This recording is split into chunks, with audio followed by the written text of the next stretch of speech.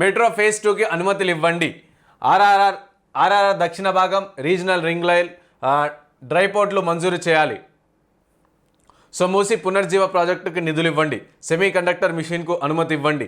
ప్రధాని మోదీతో సీఎం రేవంత్ రెడ్డి విజ్ఞప్తి.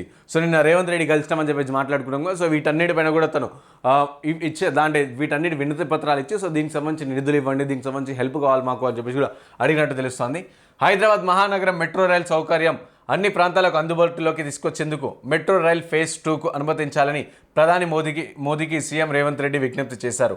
గత ప్రభుత్వం 10 ఏళ్లుగా నగరంలో మెట్రో విస్తరణపై దృష్టి సారించలేదని వివరించారు. ఇక హైదరాబాద్లో ఫేజ్ 2 కింద 24,269 కోట్ల అంచనా వ్యయంతో 76.4 కిలోమీటర్ల పొడవైన 5 కారిడార్లను ప్రతిపాదించామని ప్రధాని సీఎంకి విన్నవించారు. సో రేవంత్ రెడ్డి మెట్రోకి ఇంత గత 10 ఏళ్లలో ఎవరు కూడా చూడలేడు, దీనిపైన ఎవరు దృష్టి సాధించలేదు. సో మేము మళ్ళీ తీసుకొస్తున్నాం ఫేజ్ 2 సంబంధించి. సో దీనికి ఇంత నిధులు అవుతాయి అండ్ 76.4 కిలోమీటర్ల పొడవైన 5 కారిడార్లతో ఇది ఉండబోతుందని చెప్పేసి డీటెయిల్గా ఎక్స్ప్లెయిన్ చేశారంట. ఈ ప్రాజెక్టు వెంటనే అనుమతులు ఇవ్వాలని అభ్యర్థించారు. ఢిల్లీలో ప్రధాని నివాసంలో సీఎం బుధవారం సమావేశమయ్యారు. ఈ సందర్భంగా రాష్ట్రానికి సంబంధించిన పలు అంశాలను రేవంత్ రెడ్డి ప్రధాని దృష్టికి తీసుకెళ్లారు. సో ఇట్లా ఇంకా ఆర్ఆర్ఆర్ రీజనల్ రింగ్ లైట్ డిపోటర్లపై కూడా సో మాకు హెల్ప్ కావాలని చెప్పేసి కూడా మాట్లాడారు. సో డీటెయిల్గా చూద్దాం. ఇక ఆర్ఆర్ఆర్ అవన్నిటికి కూడా భూసేకరణ పూర్తయినందున ఆర్ఆర్ఆర్ దక్షిణ భాగాన్ని వెంటనే మంజూరు చేయాలని ప్రధాని మోదీని సీఎం కోరారు. ఉత్తర భాగంలో పాటే దక్షిణ భాగం పూర్తయితే ఆర్ఆర్ఆర్ను పూర్తిగా సద్వినియోగం చేసుకోగలమన్నారు. ఇక దక్షిణ భాగం భూసేకరణ అయ్యే వ్యయంలో 50% భరించేందుకు తాము సిద్ధంగా ఉన్నామని, ఆర్ఆర్కు సమాంతరంగా రీజనల్ రింగ్ రైలు ప్రాజెక్టు ప్రతిపాదన ఉందని ప్రధాని మోదీకి దృష్టికి తీసుకెళ్లారు. సో ఇట్లా వీటన్నిటిపైన మెయిన్గా చూసుకుంటే ఇక మూసి పునర్జీవానికి 20,000 కోట్లు ఇవ్వండి అని చెప్పేసి అంటా ఉన్నారు. సో మూసి పునర్జీవం ఏదైతే చెప్తా ఉన్నారు కదా, సో ఆ మూసి పునర్జీవానికి ఇప్పుడు 20,000 కోట్లు ఇవ్వండి అని చెప్పేసి అడిగారు.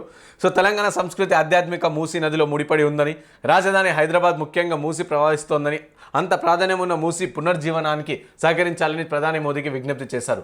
ఈసా మూసా నదులు సంగమంతో ఉన్న బాపుఘాట్ అభివృద్ధి, మూసి ప్రక్షాళనకు 27 ఎస్టీపీల నిర్మాణం, మూసి రిటైనింగ్ వాల్స్ కరకట్టల నిర్మాణం, మూసి గోదావరి నదుల అనుసంధానంతో కలిపి మొత్తంగా ప్రాజెక్టుకు 20,000 కోట్ల ఆర్థిక సాయం అందించాలని నరేంద్ర మోదీని సీఎం రేవంత్ రెడ్డి కోరారు. ఇక గాంధీ సరోవర్ ప్రాజెక్టుకు 2,222.7 ఎకరాల రక్షణ భూములను బదిలీ సహకరించాలని పీఎంకు విన్నవించారు. సో మూసి పునర్జీవడానికి 20,000 కోట్లు కావాలని చెప్పేసి అడిగారు. సో ఇది ఓకే, బాగుంది, మూసి పునర్జీవనం చేస్తే బాగుంటుంది. కానీ ప్రస్తుతం రాష్ట్రంలో ప్రధానంగా ఉన్న సమస్యలు ఏంది? విద్యా, వైద్యం, సో ఉపాధి. సో ఈ సమస్యలపైన మళ్ళీ ఎక్కడ కూడా మాట్లాడలేదే. సో అంటే మూసీ కోసమేమో కావాలి, మూసీ డెవలప్మెంట్ అయితే అందరికీ మంచిదే, ఒక టూరిజం డెవలప్మెంట్ అయితే ఓకే. కానీ పేద ప్రజలకు ఏమవుతుంది, విద్యార్థులకి ఏమవుతుంది, ఉపాధి అవకాశాలు ఎవరికైనా వస్తాయంటే లేదు. మళ్ళీ ఆడపోయి మళ్ళీ పెద్ద వీళ్ళకి టెండర్లు ఇస్తారు, మళ్ళీ వాళ్ళే ఉండాల్సిన పరిస్థితి. సో మెయిన్ ప్రజలకి ఏం హెల్ప్ అవుతుంది దీనివల్ల, మూసి పునర్జీవనం వల్ల? సో మెయిన్ విద్యార్థులకి ఏమవుతుంది అదేమో లేదు. ఎక్కడ కూడా మనం వీళ్ళు మాట్లాడిన దాంట్లో సో దానికి నిధులు ఇవ్వండి, దీనికి నిధులు ఇవ్వండి అన్నారు. కానీ విద్యకి నిధులు ఇవ్వండి, వైద్యానికి నిధులు ఇవ్వండి.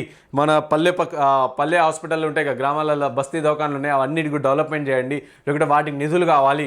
సో జిల్లాకు సూపర్ స్పెషాలిటీ హాస్పిటల్ అని అన్నారు, సో దాన్ని కడతాం, దానికి డబ్బులు ఇవ్వండి. అవన్నీ ఏం లేవు.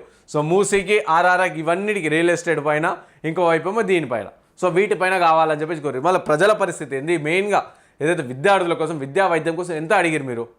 వాటి గురించి అడగరు, కానీ వేరే అన్నీ కూడా కావాలి. సో ఇట్లా ఈ విధంగా నడిచింది.